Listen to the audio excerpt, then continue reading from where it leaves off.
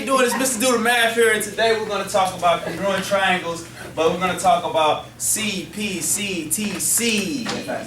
Say it fast 3 times. CPCTC, CPCTC, CPCTC. All right, so in order for triangles to be congruent based on, in order for this to happen, triangles have to already be congruent. All right, so CPCTC means congruent parts of congruent triangles are congruent. Alright? That's what CPCTC means. Right? So, in order for anything in a triangle to be congruent based on CPCTC, the triangle has to be congruent first. So, triangles must be congruent first. Right? So, you got to prove triangles congruent first. So, this reason happens only after you prove triangles are congruent. Alright? So you can never say triangles are congruent because of CPCTC, because CPCTC deals with the parts of congruent triangles. Does everybody get what I'm saying? Okay. Now they also want to discuss the relationship of CPCTC and also circles. So we're going to look at some circles too, right? So let's talk about circles right fast. All right. With this circle, you have this thing called, what is this? It's a point, right? But this point is the center of the circle, right? And here's what's special about this point in the circle, right? This point is equal distance or equidistant from anywhere else on this circle, right? So if I draw a line from here to here, it's going to be the same as a line from here to here. It's going to be the same from a line from here to there, right? These lines here are called what? Radius. Yes, these are called radii, right? Oh, radii. Plural. Radius, plural is radii, right? All radii are congruent. That's what I just said, because I said from the center to any corner of a triangle of a circle is the same. All right? So, you know that. That is going to be another reason, right? That's going to be another reason.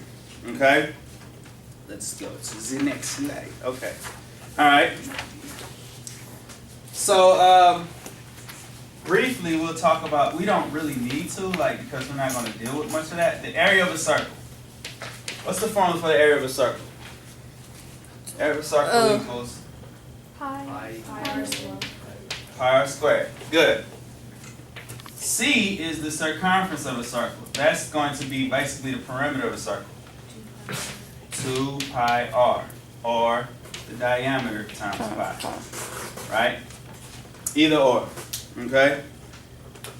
Whenever we're calculating for the area perimeter, we're going to leave in terms of pi. So we won't calculate using 3.1415, anything like that. You'll just leave in terms of pi. I think we talked about it in chapter 1. Yep. Yeah. Okay. Cool. All right. So now let's look at an example. So if I have a circle here, right, and we're going to look at some CPCTC, right? So if you draw a line from here to here and from here to here, and we got this triangle, right? So you see 2 triangles there? Yeah. You see them? All right, let's label them. All right, so this is going to be C, D, E, F. What's the center? Oh. P. All right, we call it P. Right. Okay. Now, it says you want to prove that, so the object is we're going to prove that FE is congruent to CD. Okay? That's what we have to prove. All right? Based on this picture here, what can you conclude so far? What can we conclude so far? Yeah, talk to me, Nala. PF is congruent to PF? Yeah, P. PF is going to be congruent to who? PE. PE? Yeah. Why? Alright, so that's good though. PF and PE are going to be congruent. PF, where's PF at? PF and PE are going to be congruent because radii are congruent, right? What else is going to be congruent? Yes, PC and PD. PC and PD are congruent. Why? Because the radii are congruent. Radii are congruent. All radii are congruent, right? Alright, so what we're dealing with is, so if that's the truth, then we can say FP is going to be congruent to CP, right?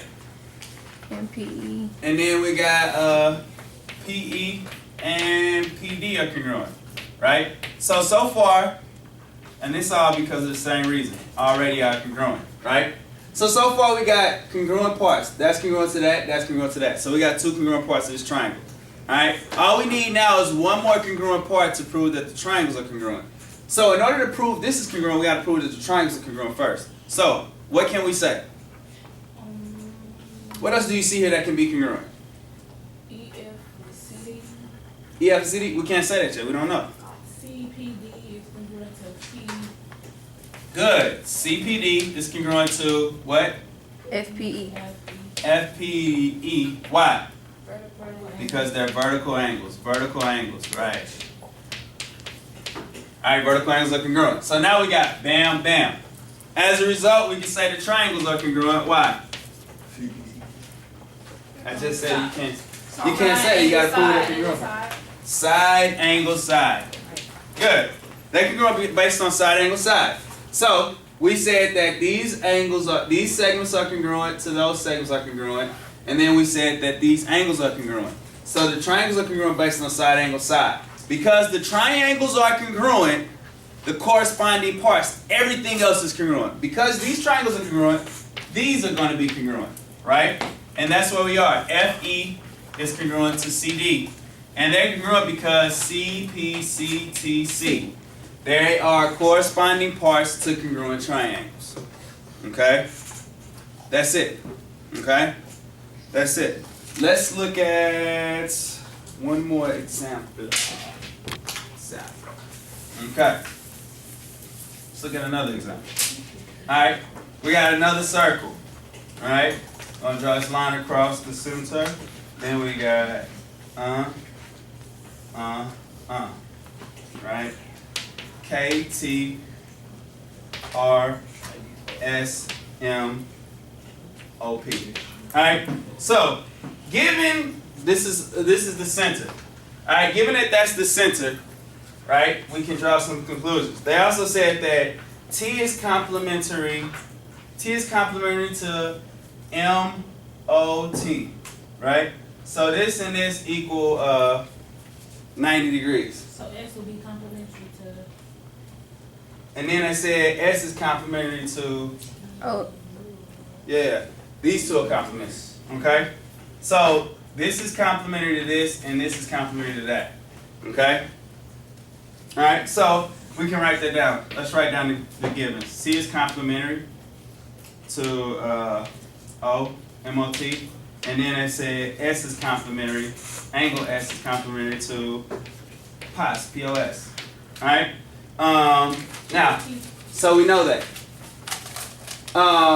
What can we say based on the fact that O is the center of the triangle, the circle? it's the midpoint. It's the midpoint to who? So T. T and S, right? So we can say T-O is congruent to OS. These are given because radii are